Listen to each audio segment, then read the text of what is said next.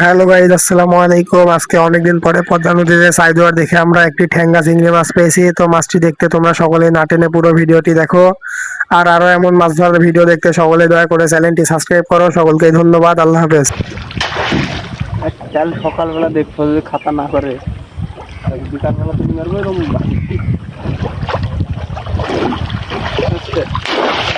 সকালবেলা একটা জাল মাছি গেছে দেখা ভেজি দিয়েছে চলে গেল ধরে ওজন একবারে পাতলা এদিকে এরকম কে হ্যাঁ যাই কি ঠ্যাং হাজারে 3 কিলোমিটার আর ওর বডি হাজারে একবারে পাতলা।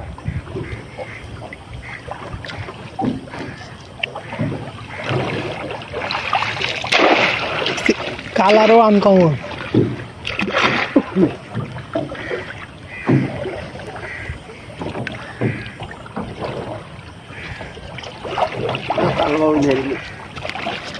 এখন কালো এসছে, এত বড় একটা ইঠি হলে তো কাম হবে তো।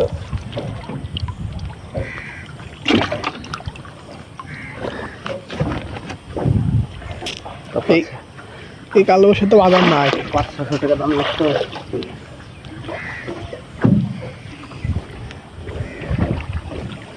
তো হবে হাফ হবে এটি 200 গ্রাম হেঁটে আইলি 200 গ্রাম হবে না।